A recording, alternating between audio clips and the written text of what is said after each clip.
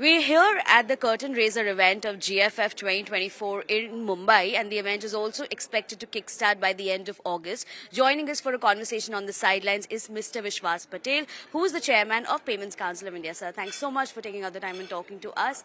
My first question to you is definitely about GFF. So we're talking about the blueprint for the next decade of finance. What all are we talking about over here? Look, GFF is today the world's largest fintech event.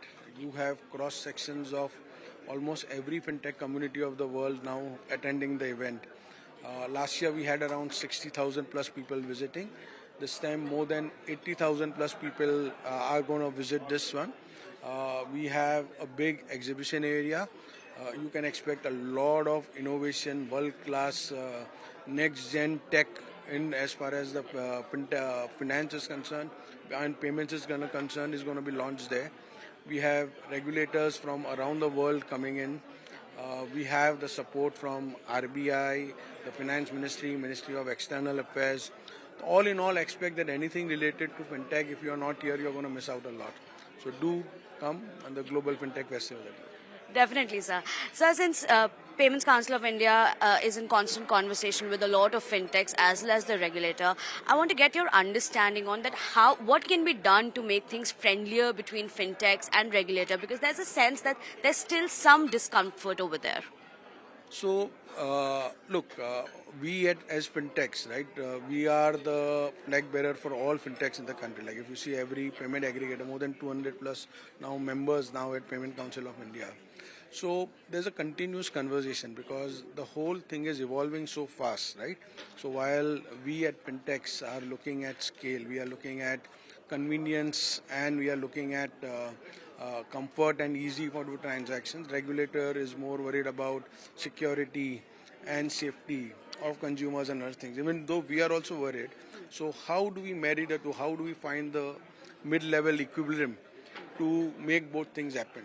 So that's the whole theme of this event, Global Fintech Festival, is the responsible AI where it comes in to not only detect fraud, to educate customers, but even build the next gen of payment processing. What's next new that we can do to make payment easier? Like today, UPI has solved the debit, right? Anything debiting a bank account through UPI. So today, 46% of the world's real-time transactions are happening in our country. And by end of this year, I'm sure half of the world's real-time transactions happen in our country. Right? Similar way, we need to solve on credit, we need to solve on cash. That's why CBDC is something that we are looking at as a central bank digital currency. How do we can replace cash? Because flows demand, cash has doubled in the economy. And it's more than 32 lakh crores floating in the market now. So how do we make it a less cash economy? So that's the theme that we are coming at with CBDC and other things. Sir, a question little more specific to PCI over here. There was some chatter that you would also be applying for the SRO license. So what is the update on that? Where are we seeing going ahead? Can you please help us understand that?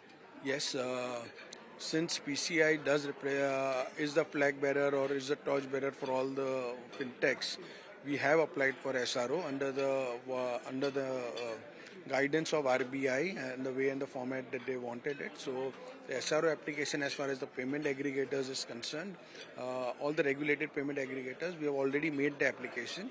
Now we are waiting word from RBI on the next steps. When can you expect to hear from the RBI on this? So as I said, the ball is in RBI's court. So they are like God. So whatever they tell us to do, we'll do it. So. All right. Sir, one topic or a theme that we picked from last year's GFF was that there was a funding winter and it was expected to continue for at least 1 year. So is that theme still prevalent in the fintech ecosystem, or are we seeing a change over there? So funding winter is definitely on. It's not just on the fintechs, but overall that is in the market, in the currency when you see a roll. But having said that, if you see, if any fintechs in the world who's getting good valuation, if any all the other fintechs who had already incorporated abroad are domiciling back here into India.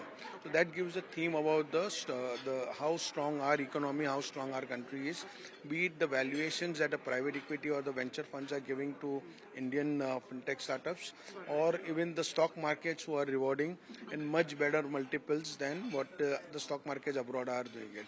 So you see this, the biggest of the fintechs are again domiciling back in India. So India still happens to be the most exciting market in the world. So we can say that in India, at least, there's a chance of funding with slowly going down. Yes, it is. So good models are already getting money. There are good models who are there who are solving big problems, right, and who have a good scale. There is no dearth of money even today for them. Thank you so much, sir. It was a pleasure talking to you here. Thank you. Thank you, and hope to see you at GFF. Thank you.